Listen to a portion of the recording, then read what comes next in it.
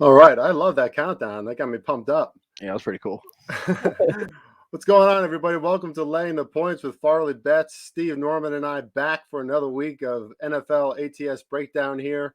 And let me do my usual spiel because we got a lot to talk about. Had another great week in Circa, another great week with our plays. I'll let Steve talk about that because he continues. Every week I'm like, well, Steve, you had a slump this week. That's unfortunate. And it just doesn't happen, man. It hasn't happened yet.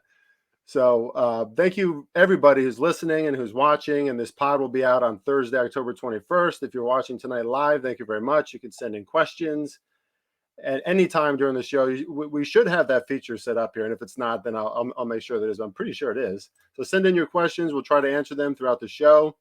And with that, please follow everything that you see on the scrolling bar beneath Steve and I, which is at the Odds Breakers. Steve's going to start writing at the Odds Breakers too. Very excited about that. Got a ton of articles, ton of content there every single day. One of the sharpest sites you'll ever find on just sports betting content across all sports. So check that out. Sports Wagering University. We had our first class on Tuesday, and we're getting very positive reviews about that class. Obviously, there's probably a lot of development and everything that needs to take place, but I'm so excited about that. Sports Wagering University, a way to learn how to bet like the sharps. Just a great atmosphere. I'm pumped for that. I mean, it's just awesome. And then finally, at BetUS TV, I got opportunity to talk about some NBA betting on that show. I'm on there most days of the week at 4 o'clock, four days out of the week, 3 to 4 days of the week. So you can check us out live on Twitter or on YouTube. Just follow at BetUS TV and specifically at BetUS TV NBA. And with that, Steve, let's talk about I'm going to talk about mine first. And I'm going to pass it to you, and then we're going to talk about Circa because we got a lot to talk about here. Excuse me. Last week I went 8-7, so again, pretty good week. Up in units, which is at the end of the day, that's all that matters. Would like to get a few more wins than that, but overall in the year, 46-40 plus 23 units. So most important part, obviously, is the plus 23 units. I guess I should mention last night, which is phenomenal. I mean, I'm really glad this happened. I got done with Sports Wagering University. I'm on the BetUS shows, and we hit all 5 of our first NBA picks, 5-0, opening night in the NBA. Check out my premium picks at the Odds Breakers or DM me on Twitter as NBA season approaches. Hit that 58% last year. It's going to be really tough to do again this year. But hey, can't hate that start. And with that, Steve, let me pass it over to you and hear about those records as you continue to be on a beeping heater. Thanks, man. Yeah, I meant to say, yeah, congrats on that start, man. That's really awesome. I mean, I had nothing better than starting out your season that way at 5-0. So really good job. 11-5 last week. The Monday Night Football game put me over the top to actually even out my not even out my record, but get it up to 60-30. Plus 5.48 units to 36 units overall. Again, like we've always talked about, just not trying to get too ahead of ourselves, staying humble every week because it is a week to week, and we are going to have our ups and downs. This isn't the standard by any means. There'll definitely be those tough weeks, and as we will go through it tonight rather, that this is fixing to be a very tough one as well.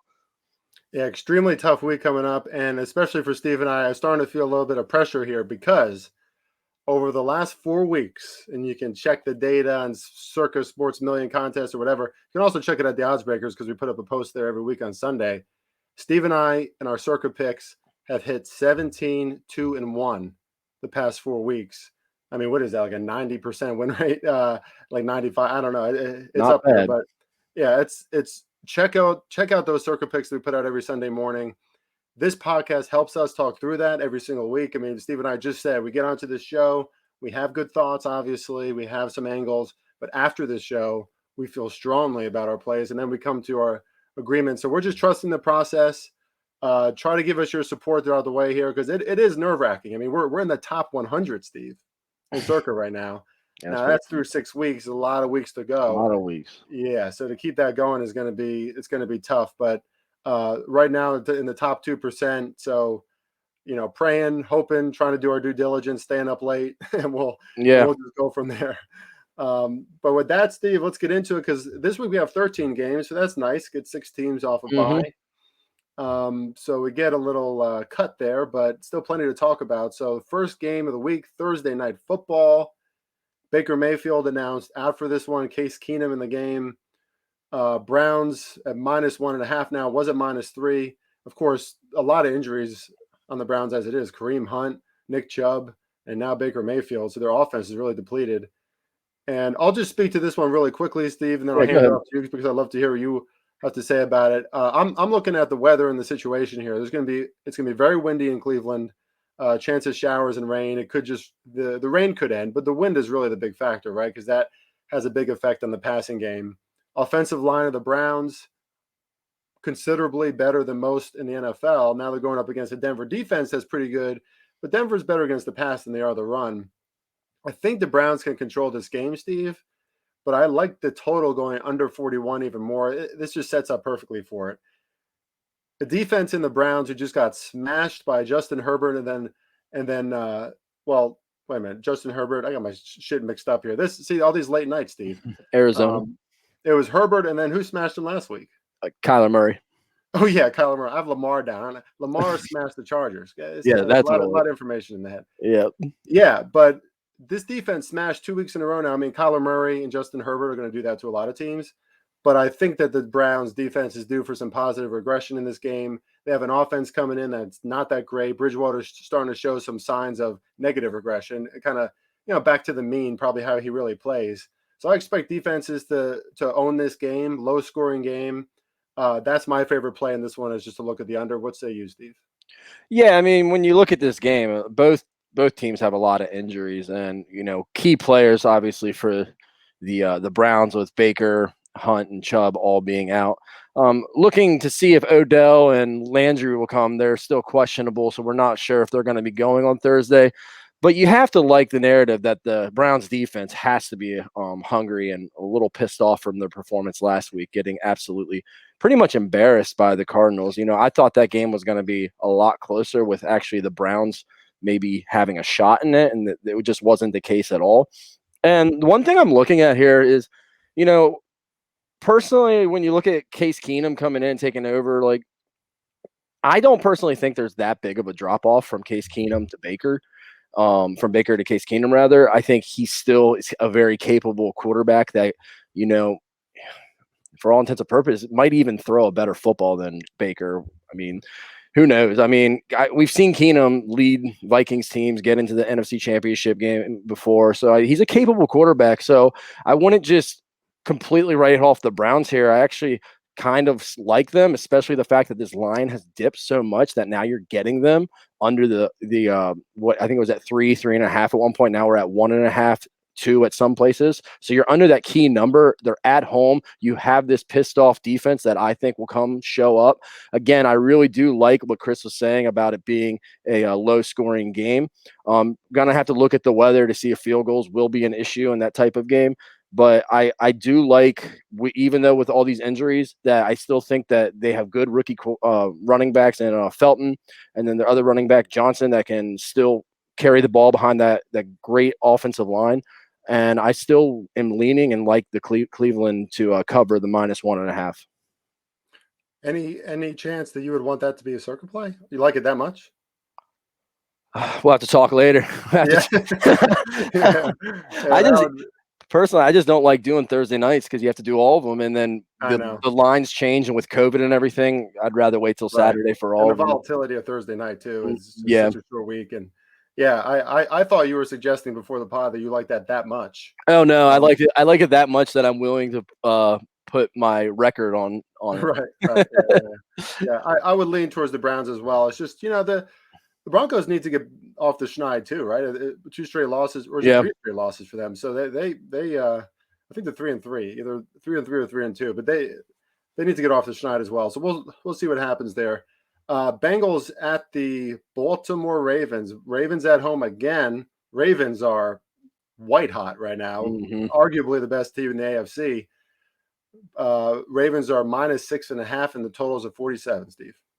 Yeah, first thing when I saw this line, I was like, what did the Bengals have to do to start to maybe earn some respect here? I mean, they completely dominated, dismantled the Lions last week with that tricky line that I know fooled a couple people with that when it was 3.5. It was really weird. We ended up going on the Lions on that one. It was completely wrong. And then the week before that, I mean, coming down to field goal kickers, if they were right there to beat the Green Bay Packers, who are, on fire as well. So this is a really big line for me, especially considering it's a division game. I know Baltimore's tough. They're on fire right now. But I like that it's an AFC North battle. I think that the Bengals can compete with anyone. Joe Burrow, to me, is not afraid of anything and is there to ball out and answer the call. Him and Jamar Chase have that solid relationship, and they got a lot of talent on that team. And I could see this more being in a 3-point type of range. So I kind of actually lean the Bengals on this one. Yeah, I love that, Steve, and I smell Circa. I smell it out there. I don't know. I thought this could be a pitcher or a pitcher that you and I really align with because it has all the ingredients, right? This is a disrespected team. The Bengals are proving it week in and week out. There's something special going on here. I really, it's tough to say that 6 weeks in, but I love Joe Burrow. I mean, this guy, you can tell he has staying power in the NFL. The way he talks, the way he presents himself, the way he plays in the field. Should probably slide a little bit more. But Steve, I thought that Joe Burrow coming into the league with his little curly hair in the front, like I thought he was gonna kind of be soft, The guy's kind of a badass. And Jamar Chase now running down the field, setting that block. I mean, that's not just one play that he does that. Jamar Chase has the same sort of work ethic on that team. And this defense is way better. I mean, anyone can look up the stats about the Bengals right now. They are top 10 in many, many defensive categories against the run, against the pass. And sometimes that's tough to explain. You could look at the stats, but if you watch the way the Bengals defense plays on the field, there's just more effort. There's more hustle. And it's great to see these. Cincinnati has already gone into Pittsburgh and won there. Why can't they go into Baltimore and win? Whenever you have a feeling that a team could straight up win and they're given this many points, and there's a lot of money on Baltimore, Steve, it's like about around 78% right now. It's the easy bet. Right, the Ravens are streaking right now. They're hot, but I think the Bengals are getting disrespected here too. It's very likely that I'm going to take the Bengals at +6.5 here. I don't know why I wouldn't, unless some kind of crazy injury happened. The Ravens are really banged up, and eventually that's going to catch up with them. I mean, they have a deep roster. They have great coaching. Lamar's playing out of his mind. All the respect in the world, and of course it scares me a little bit because the last time I bet against the Ravens when they played the Chiefs, and we all know what happened there. But this is an interesting game, man. Division rivalry, and I'm on the same side as you. Let's go Panthers at Giants. Giants 2.5-point dogs. Totals 42.5. Mega juice on Carolina now. The book that I'm seeing right now at Bet Online, Carolina's like +136 as a favorite. So I was at the Giants game last week, and I left at halftime. Okay, because the Giants were down. Actually, I left right before halftime. I mean, one, I was tired as shit. But two, the Giants were down 21-3, and I could see it coming a mile away. And as we got in the car, it was 28-3, and then we're going down the road a little bit. It's 31-3. The Giants being at home is not an advantage. So I'll put it that way. These fans are pissed. Like, I was the only one getting up on defense in the beginning, Steve. Like, these fans are annoyed. It's not exactly home field right now. And the Giants are banged up. The only way that the Giants have a shot in this game, and I don't think that the Panthers are necessarily like a fantastic team, but their defense has regressed a little, so I expect really good effort here in this game. And if Kadarius Toney, who is absolutely explosive, he's going to be a playmaker on that team when he's healthy. But if him and Saquon don't play in this game, which right now it's still up in the air, Joe Judge doesn't want to comment on it, I don't think the Giants have a chance. And Daniel Jones, he still might not be 100%. He was getting banged up last week against the Rams. He gets shook, and there's a good chance that he'll get shook in this game as well. And then he's a different Daniel Jones after that. This is a sneaky line because the books are kind of telling us mega juice on Carolina. Take Carolina, take Carolina. So that makes me want to take the Giants just because of that. But as a fan, Steve, and after what I've seen and all these injuries, the Giants are not going to be able to function on offense without those key players on their team. So I have to wait for those injuries, but there's no way I can go with the Giants in this spot. Yeah, that's the key thing I'm looking at too right now is you kind of have to wait and see where these injuries are going, and that's really going to dictate what the play is on this game. But for some reason, I don't know what it is. I I've said it every week. I just don't believe in Sam Darnold. And can't you just see him coming back to MetLife and seeing ghosts again and just being completely a shell of himself that we've seen in the beginning of this year and just scared out of his mind to want to play in MetLife again? All these bad memories that served him there. I mean, you gotta always like a narrative too, though, of a team that gets absolutely blown out at home and then gets to play again at home. We're seeing it with the Browns. We're seeing it now with the Giants again, and you're getting the points. I mean, again, we got to see what these injuries are doing, but looking at it from just a quarterback standpoint, Daniel Jones can compete in this league. The Giants they hung in with the Rams for what? The first quarter? Wasn't it like close? I texted you. I was like First quarter, yeah, 3-0. Yeah, 3-0. Okay. And it was the Rams are just too much for them. They're a Super Bowl caliber team. Panthers aren't that. Panthers are beatable. Panthers couldn't put away the Eagles, who literally can only run touchdowns in with their quarterback. They can't have a running game. They can't throw the ball. It goes 5 yards over their head.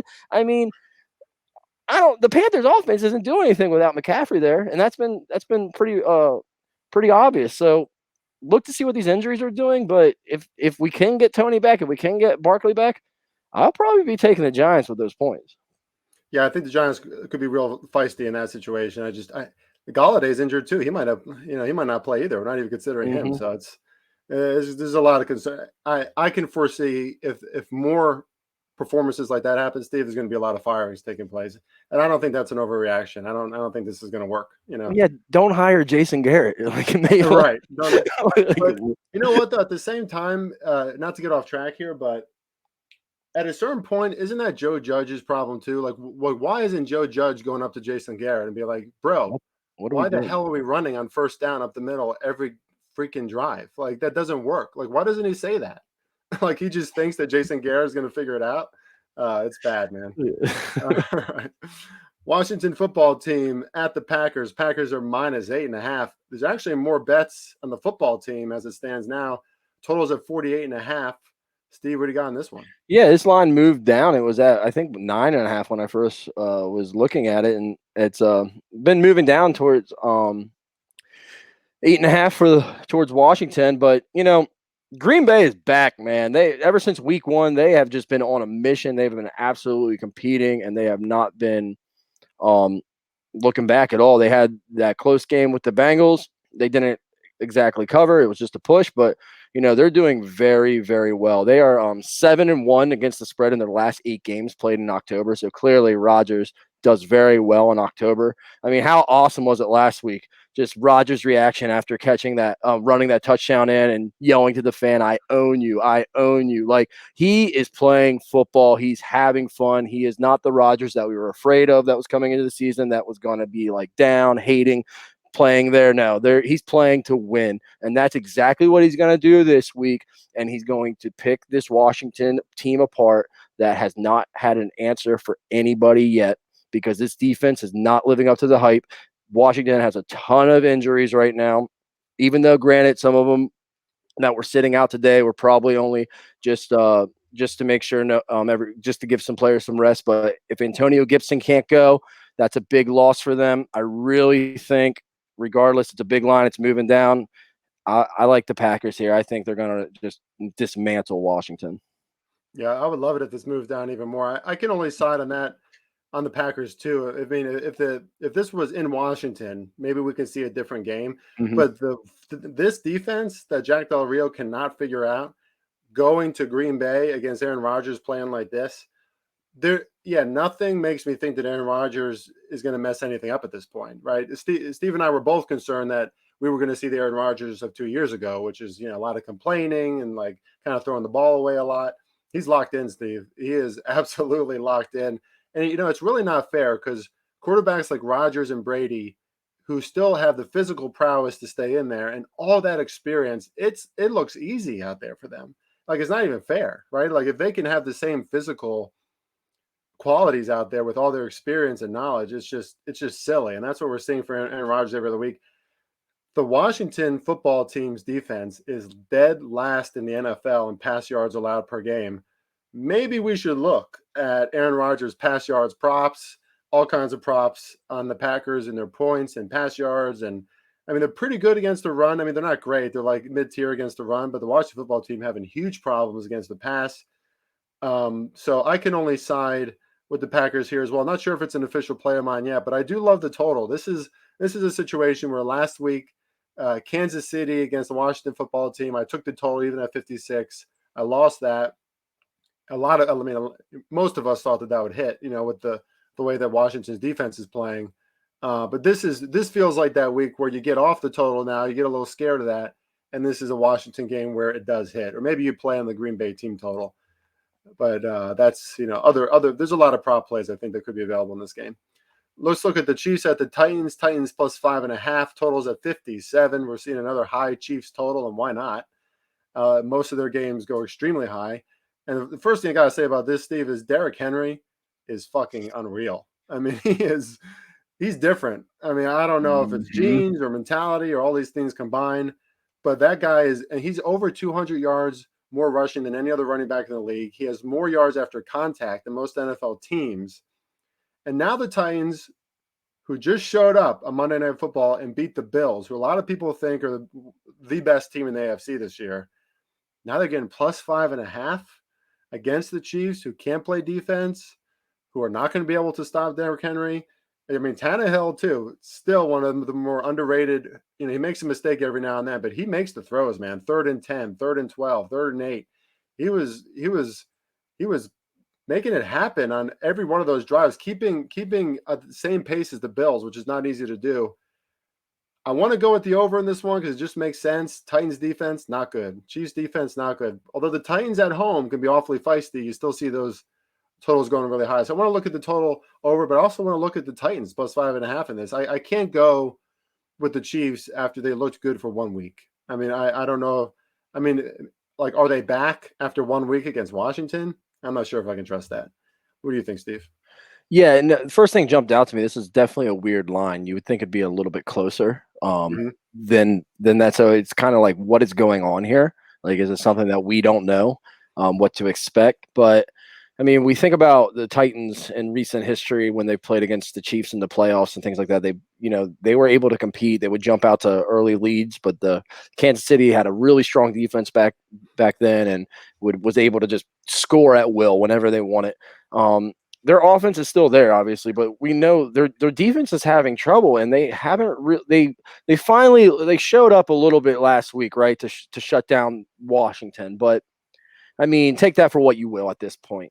So I don't see how you really can't want to take the Titans here at 5.5. I'm just like a little bit cautious of it, just because the line really doesn't make sense to me. And are we going to get this Kansas City team that's going to just be explosive out the gate and just put up, 14 up on the Titans? And the Titans aren't built to come back from being down. So that's the one thing that scares me with the Titans, because how are the Titans going to win a game? They're going to control the clock. They're going to control the ball. They're going to run the ball. And if they get 14 down, are they able to actually climb back? They did it this year impressively against Seattle, and then going to overtime and winning the game. But it's easier said than done when you have a high power offense like Kansas City. So I mean, but Kansas City, we know they're not good against the spread. They haven't been really all year. Tennessee is 6-2 against the spread in the last 8 games they've played in October, so they're a pretty well oiled machine during October.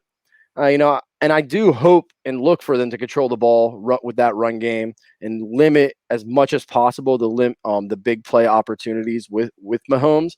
So at 5.5, I'm looking at it. I'm leaning on it. I'm going to make a decision later in the week, but that's where I stand right now with it.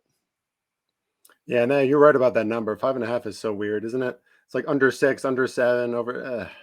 I hate that. I always hate a 5 or 5.5. Falcons at the Dolphins. Dolphins plus 2.5. Totals 47. We're seeing chatter now, Steve, that Deshaun Watson could be actually signed by Miami this week. I don't know if I believe that, but what do you think? I've been fooled by that before, so I'm not believing it until I see it. Even if he is, I mean, you couldn't imagine him actually playing this week, right? Right. It would have to be Brissett, probably, I'd imagine. But Tua, I mean, I'm still not sold on him. Let's just say, for all intents and purposes, he's the quarterback this week because that's what we have to go on right now. And he came out that first quarter against the Jags and actually started to light it up. And like before I knew it, in a blink of an eye, he had 100 yards in passing. I was like, uh-oh. And over the course of the game, though, like he kind of started to show his true form again. I don't think he's fully healthy yet. I think those ribs are still definitely impacting him. The zip on the ball just really wasn't there. I mean, you looked at him in college when he came in against Georgia and threw that laser of a pass, and like it was like, wow, where'd that arm go? I'm not seeing that as much now. Calvin Ridley and Russell Gage are coming back for the Falcons. Cordero Patterson, no one has an answer for him yet. The Falcons offense has started to put up points. They're starting to gel a little bit. The big thing with them is their defense and, just stupid plays. They did okay in London, but fumbling in red zones and things like that kind of let the Jets a little bit back in at the second half. Miami is 1-7 straight up in their last 8 games against an opponent in the NFC South, for whatever that means. So I'm going to take the veteran quarterback here that's coming off a bye and kind of banking on it that Tua is still not 100%, and their offensive Atlanta can just pretty much put up more points at the end of the day. Yeah, I would lean to the Falcons in this one too. I kind of like the over even more, just because that Miami defense. I mean, letting Jacksonville go down the field, they haven't looked good all year, and then after a good start, Trevor Lawrence, who is getting better, but that Jacksonville offense was just looking sleek in the second half. Just go right. I thought our first circle pick was looking really bad, Steve, but thank God Jacksonville came back. But Atlanta's defense can't count on it. But I'm starting to see, just like you said, Kyle Pitts starting to catch the ball a lot more. That offense starting to churn a little bit, man. Just starting to feel themselves. I mean, Matt Ryan still can. He's not dynamic, but he can still put the ball in the right spots. And I can't rely on that Falcons defense. So the only way I could look here is Atlanta, but I like the total a little more. I don't really like this game in general, though. I mean, I do think the Falcons could be an ascending team a little bit, but don't we think that way about the Falcons every year? And then, and then they disappoint everybody. They lose a bunch of games at the end of the games.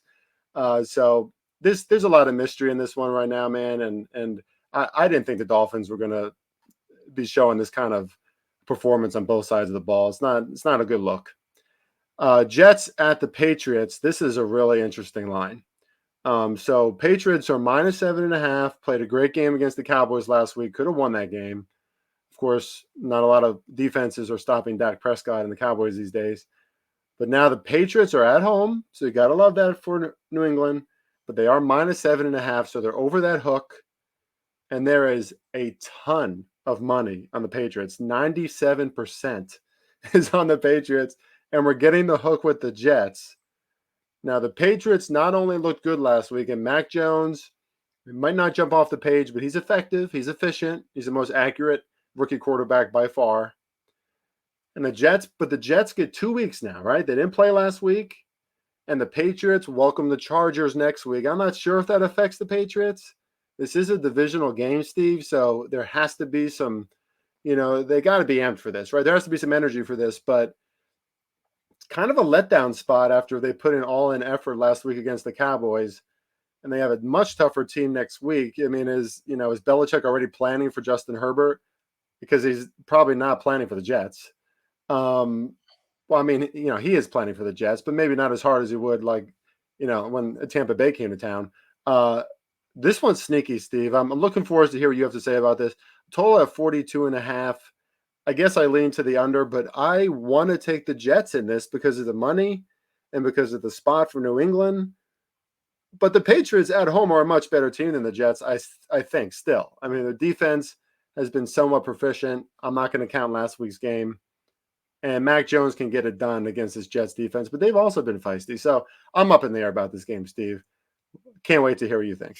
Well, no, I think you kind of nailed it, man. I mean, look at the money. Look, it's so much money on the Pats, and the line isn't even moving. I mean, that's a big red flag for me right there. Yep. And another thing is, a lot of people are just going to look at the schedule and be like, oh, look, Patriots beat the Jets 25-6. They're going to do that again because that's how this works. It's not how it works. In fact, that game was Wilson trying to do too much, threw 4 picks, throwing into double coverage, making rookie mistakes. It was his second game of the year. He's now got a little bit under his feet. He went to London. He did that trip. He tried bringing his team back. He played a lot better the second half. They've had, like you said, almost 2 weeks off to prepare for this game. They have film now of how the Pats are going to play them. You got to kind of like that, Wilson's going to be a little more comfortable now, have a little more of instincts of what to expect, what the Patriots are going to try to throw at him. And I like that. The +7, I mean, I think that's a key number there, and you're getting all the money going on the Patriots. Like, if anything, that's what we've been saying every week, and it's been working more than it hasn't. Yeah, it's the Jets. Yeah, it's the Pats, but it's still 2 rookie quarterbacks going at it at the end of the day. So I'm going to take the points on the Jets, I think, on this one. I love it. And the hook. Yeah, I that's going to be a creep. That's going to be scary if we take it in Circa, but I kind of want to, Steve. I guess we'll see how the other games stack up. Lions at Rams, and I have a feeling I know what Steve's going to say about this. Yeah, I know. I've been saying it. I've been saying it all week. I look at this one, and I'm getting like a little too like nervous that I'm taking too many dogs this week. So I'm trying to look up the numbers to see what like the record was for the amount of dogs that have won in an NFL week. But if Jared Goff has a sack at all, like, come on. This is the team that literally said, you are not good. We don't want you. We will give anything to get rid of you. Here's a draft pick. Here's a draft pick, whatever. So we can get Stafford. You're getting 15. What is it? 15.5 points now? It's 15 at Bet Online last 15? Time I checked. That was like an hour ago. 15 points. I mean, if you have any dignity, you got to will your team. I mean, you guys just got blown out, dismantled, but you have a coach that is a very rah coach. So I kind of like them to just be fired up here and Jared Goff to just have some dignity as a human, as a quarterback in this league, to just go after the Rams and say, no, like, I'm going to show you that I can still compete, that you made a mistake, and I'm going to cover 15 points. Yeah. I mean, it couldn't be a better setup, Steve. I mean, not only is it 15 points, though, it's over 14, right? 2 touchdowns. Mm-hmm. You get over that number, but his coach is calling him out. The week before, I mean, is that like a strategic move by Dan Campbell? I don't know. Love that. Dan Campbell is like, I need more from Jared. I need more from Goff. And so his coach is saying that. This is the team, and Sean McVay. I mean, it's out there in the media now that McVay did not like Goff. He just didn't like his work ethic or whatever. Maybe he's too nonchalant. But the Lions, unlike my damn Giants last week, the Lions do have something that the Giants only wish they had, and that is an exceptional offensive line. It didn't look like that last week, but most weeks you can tell that Goff has time. And if Goff is going to get his ass lit under him for anything, it is going to be this game in LA, in the stadium that he went to the Super Bowl. Well, not the stadium he went to the Super Bowl, with the team that he went to the Super Bowl, with the coach who went to the Super Bowl, who kicked him off. Come on. I mean, I don't want to make any guarantees in this podcast, but I have a strong feeling that this is going to be a Circa play, especially if it stays over 14. And, if we lose, we lose. But here's the thing. You got a shot here in the Lions if they're down 21 points in the fourth quarter, garbage time, and then they cover this number. And they cover it. Right? I mean, that's a huge number, Steve. Yep. And there's a few huge numbers like that. So, I mean, look, the Rams are coasting into this game. They just beat up the Giants and feeling good about themselves. Everything about this setup says take the Lions. I like it. We will see, but I smell some strong Circa vibes there. All right, Philly at Vegas. I got to pass this one first to you, Steve, because it's your Birds. And by the way, folks, I should mention this at the beginning of the pods too. At this point, Steve is 6-0 on Eagles picks this year. 6-0 against the spread in Eagles picks. So Vegas -3 at home after that big win in Denver, responding to John Gruden leaving. The question for me is, Steve, I mean, I can't figure out the Eagles. So my question for you is, are these the new Raiders? Are we going to see a better Raiders team? I think the Raiders are who they are. I think they show up. They're going to have their ups and downs in games. They're going to show up one week. Carr's going to throw for 450 yards, and we're going to think he's the quarterback that he was 2-3 years ago. And then you're going to have a game like they had the week before that with Chicago. So, and The one thing that I really like is this theme that I'm getting with Philly here is getting the 3 points and you're on the road. Apparently, that is what is working for them. They did it with the Falcons. They did it with the Panthers. So I'm really selfishly liking the Eagles this week, especially because I will be going out to Vegas for this one. And I feel like this is a great team that has a great fan base that is going to be traveling, and that atmosphere is going to be wild. And I think the Eagles are going to feed off that atmosphere. They have a lot of young players. I don't think but I think there are a lot of mature players on the Eagles team. I don't think the Vegas effect will be a thing here. I don't think they're going to be out Saturday partying or anything like that. One thing that I've been looking at and watching a lot with these Eagles games, and and a lot of people have probably been watching because for some reason they've been in some primetime games already. But Jalen Hurts is like either underthrowing the ball by 5 yards, overthrowing the ball 5 yards, and these receivers on the outside are getting open. If these connections can start happening, the Eagles might be able to start opening up some games and actually starting to maybe get a run game going.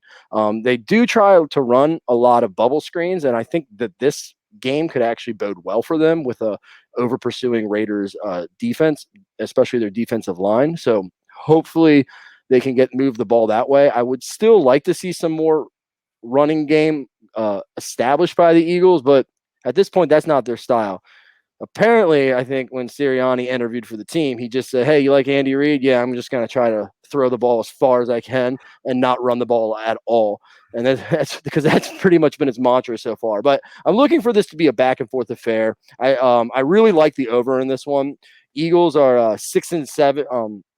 6 of their last 7 against the AFC West have gone over, and Las Vegas, they are 2-6 in their last 8 playing on Sundays against the spread. So I'm throwing the kitchen sink at this one. I'm taking Philly +3. I'll probably even put something on the money line for them because I'm there, and the over. Heck yeah. I mean, if you go 7-0 in Vegas on the Eagles this week, Steve, what a feeling. The only thing I'll add to this, Steve always, I mean, from here on, as long as you keep winning, Steve, I'm not going to have much to add on the Eagles. I mean, because you know, there's a difference, right? When you're a fan and you like, you know, you're listening to like insider intel shit, like you really. But that being said, for all those who are looking to bet on the Raiders this week, I mean, I don't think that's a bad bet necessarily. But No. last week's spot was a very unique spot, right? It's the changing of the guard. It's a reaction after John Gruden left. We can't expect that same energy to be with the Raiders every week. Now, the second week after Gruden left, now it's like, okay, well, what are we going to do? Like, how are we going to do this as a team now? You know, the energy is going to settle down a little bit. I'm sure Vegas will be rocking, but I wouldn't be too bullish on the Raiders just being an entirely new team now after last week. I agree with Steve. It's going to be, you know, same old Raiders. They show up big sometimes, and they just don't show up other games. Bears at the Bucks. Bucks -13 at home. Total is 47. What do I got to say about this? I mean, Justin Fields to me is just not doing enough. You know, he's doing some things, and I don't know. I mean, Nagy's given up some of the play calling, so I don't know who we can blame here at this point. But Fields, there's not a ton of talent on the Bears team either. So now they're going to Tampa Bay. The Bucks just seem like they're like forming into shape here. I mean, they're rolling. Brady's leading the league in passing yards, and like I said about Aaron Rodgers, it's just not fair. It's not fair what Brady's allowed to do. It's kind of like LeBron too, a little bit. As long as these guys can keep themselves physically in shape, they just have so much more experience and shows so much more wisdom on the field, on the court. This Tampa Bay run game is looking better. Historic run defense. But again, here we go with this damn line, Steve. I mean, it's under 14, but -13, total of 47. Steve, I'm still inclined to look the Bucks way overall because the Bears, I just week to week and against a Bucks defense that is getting better. Are they going to be able to hang with the Bucks in this game? I mean, the Bucks blow out teams all the time. That's what the Bucks do. So I'm unsure about this game at this point, Steve, but I'm leaning towards the Bucks. Yeah, no, the Bucks. I mean, that's what they do. You're right. They beat teams, but really, when you look at them, they're 2-4 against the spread this year. They're not really covering their spreads. Their main focus is just to win. And let's not forget, last year Brady went into Chicago, and I don't know, that's a bad Chicago team with Nick Foles being led. Maybe he can't just beat Nick Foles, but Chicago beat the Bucks last year. Yep. Granted, that was in Chicago. It's a new year, new quarterback, but you got to look at it like this. This has to be Justin Fields' Super Bowl for the year, right? I mean, like, you're a rookie quarterback, you're competing against Tom Brady. Like, you want to try to, like, Yeah. I don't know. If I was a rookie quarterback playing against Tom Brady, I would try to want to impress him, and like compete. That's my highest, best level. Um, Again, though, but you can see Tampa just absolutely dismantling this team. It's a big spread, plus 13.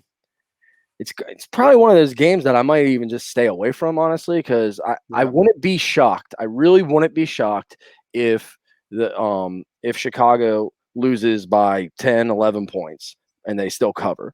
Like, Brady gets it done. It was a comfortable win, but then maybe they could have been up 17, and then Bears get a last second garbage time touchdown. So this is one of the games that I'm kind of probably going to stay away from and just maybe just enjoy it. Dude, does any part of you think that the Bears can win this game? No, Absolutely not. no, Yeah. Well, and no. after last week too, man. I mean, it's tough to. I don't know when you're in a Thursday night game at Philly.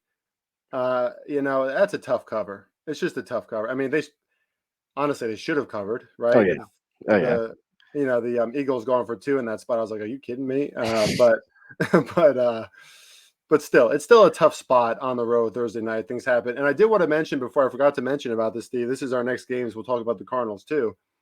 But next Thursday, Packers at Cardinals. So that kind of had me leaning against the Packers and against the Washington football team. And I forgot to mention that Look because ahead. Packers are on a short week after that, and they have to go to Arizona to face what's probably inevitably going to be a 7-0 team, right? Going against the Texans this week.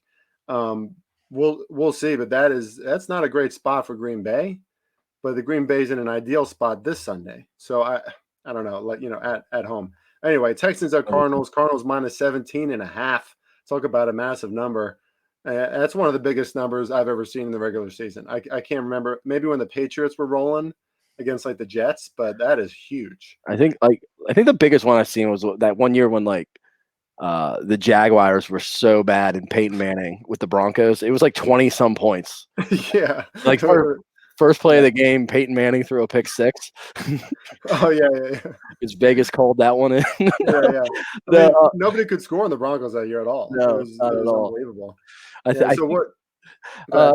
no. So news that I saw today was Davis Mills is going to be under center. Because Tyrod Taylor is being day to day right now. But Davis Mills will be back. And the biggest thing is what we've seen with Davis Mills, he has played okay at home.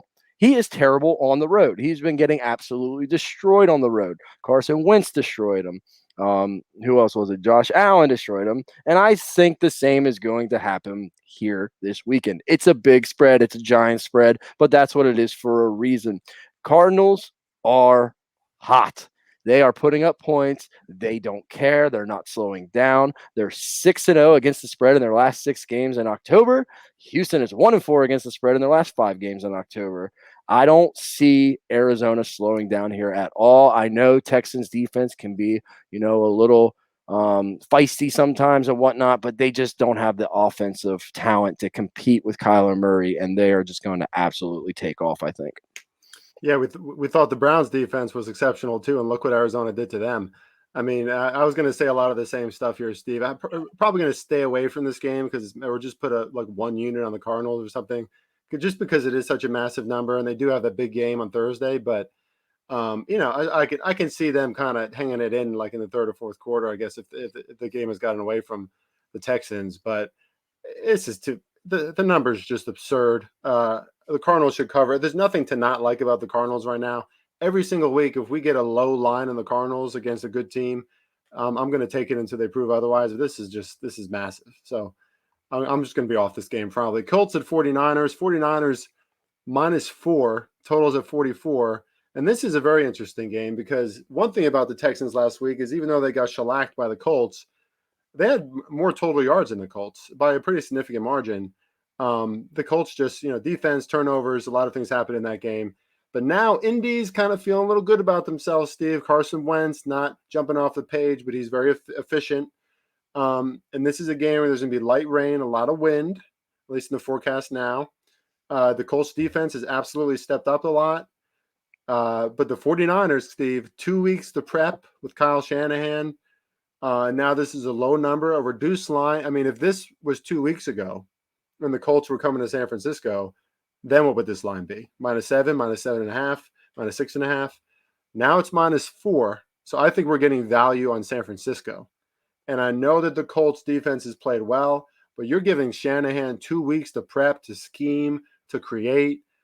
I don't care who's at quarterback. I think it's going to be a better situation, a better, the 49ers play well at home. They scheme well at home. They're comfortable there for 2 weeks. I don't know, man. I think this is a trap game for the Colts.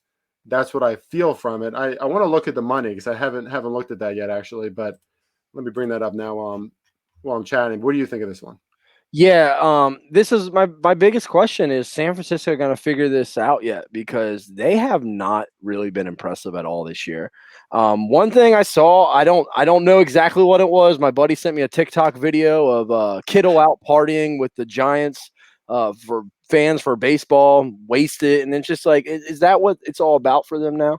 Like, you don't see those good teams that are focused. You don't see those key players out partying on TikTok, things like that. That maybe I'm just old school. I don't know, but that doesn't bode well for me to really like a team that is going to be polished, prepared. You drop that one key crucial pass, people are going to start pointing things like that out. So it's just one a thing to keep an eye on.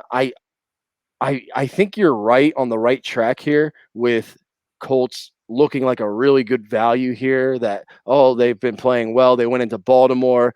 You could easily say like, they should have won that game. Their defense gave up all those passing yards in the back end, and then they completely dismantled Houston. But again, Houston was putting up the yards on them. And San Francisco's coming off that bye. This is a really tough game for me. I initially was, and maybe still am, leaning the Colts a little bit. But one key thing, like you pointed out, is I do want to see what that money is. So did you? Yeah, I got it up here on Vegas Insider. 75% of the spread bets on San Francisco. 96% of the money on the Colts. No, okay. So that kind of might tell you something there. Yeah, I mean that's sharp money on the Colts. You're right. I mean, essentially that's some big sharps who are most likely putting money on the Colts. So that's interesting. And it kind of speaks to your point. I mean, maybe the Colts still aren't getting enough respect. I mean, I don't know. I mean, we're still getting over 3, right? In the situation, they keep over 3. Yeah, it's not like the 49ers offense has done that much. And like I've been saying it, I mean, I know early in the year I was dogging Carson Wentz a lot, but unfortunately he is an ATS god, man. He finds ways to stay in games and cover them. So just always keep that in the back of your head as well. I saw that against the Giants way too much. Mm-hmm. All right, Saints at Seahawks, final game Monday Night Football. Seahawks +5 at home, totals at 43. I wish this game was at New Orleans because then I'd have an even stronger play. But I smell a trap game for the Seahawks here. Things are just kind of unraveling, I think, for them this year. Obviously, Russell Wilson not being in the game. You called it last week, Steve. Geno Smith, not that good. Made some key mistakes, and now we're given this 2 weeks of prep. 2 weeks of prep, a bye week. It doesn't always mean anything, but with Andy Reid, Bill Belichick, Sean Payton, Kyle Shanahan, it means something. And now 2 weeks of prep for the Saints, who need to keep on winning to keep pace with Tampa Bay. Carolina won their first 3 games. The Falcons, who knows, might not be that bad. I think the Saints could lay the wood in this one, Steve. I think the Saints could come in and have a really good scheme. I see this, we've seen a lot of Jameis Winston games up and down, up and down. I think this is going to be an up game for Jameis.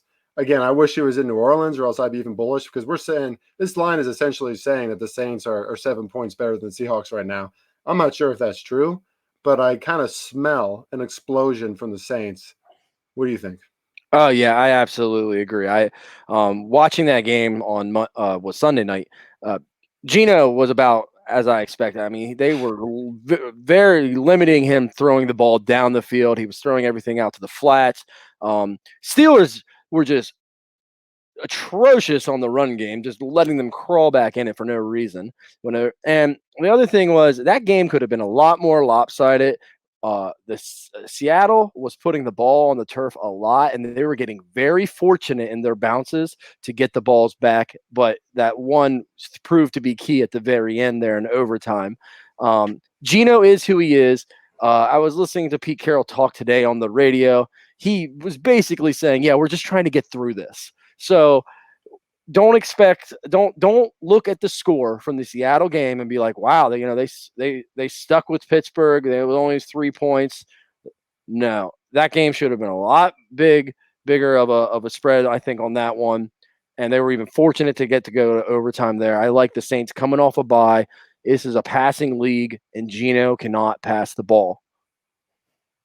Love it. I was worried that we weren't going to be on the same side of that one because that's one of those things that I talked about it with one of my, I'll call him one of the guys in the sports betting industry that I've really looked up to for many years. I talked to him. I don't know if he wants me to put him on blast in this pod, Steve, but I talked to him about the fact that, actually he brought it up, which is even cooler. But the fact that we have these gut feelings about things, and we think it's just a gut feeling, an impulse, so don't trust it, right? Challenge it. Play devil's advocate, but that gut instinct is coming from a ton of historical knowledge that's back in our brains. That's how our brains work, right? So they're reacting and they're like, something's wrong here. And I think that's so far, because we're staying humble and we're sticking to that, that's what's working. And that's just one of those games where it just smells like the Saints are going to unleash something. And I can't even pinpoint why, Steve. But if there's supporting data around that, then I'm going to like it even more. So it's just an interesting psychology there when you're sports betting. If you pay attention to sports bets long enough, follow some of those gut instincts. They might not be wrong. Okay, with that, Steve, what is your big bowls bets of the week? I'm going to go with the Eagles money line. In Vegas. All right. Vegas. Got to do it. I'm going to be looking for you in the crowd. Where are you in the crowd? Oh, no. I will actually be watching the game from the Venetian Cabana. Is what we decided with our group. So we are gonna be poolside all day from 9 a.m. to 6 p.m. How am I not there with you? That's insane. We're gonna do that in the future. Absolutely. Yeah. So my big balls player of the week, hold the phone, is the Cincinnati Bengals. Ooh. Why not? Plus 230 is what I'm seeing at this one book here, which I won't speak of. But pretty good line. Joe Burrow's feeling himself, and the Ravens are feeling themselves in a way that I think could catch him. So my big balls player is going to be on the Bengals. I'm going to sprinkle at least some money on that. And how about your teaser, Steve? So for my teaser, I'm going to tease the Bucks down and the Packers. And as we just talked about, the Saints. I really do not see the Saints losing this game to Seattle with Geno Smith. I like them a lot there.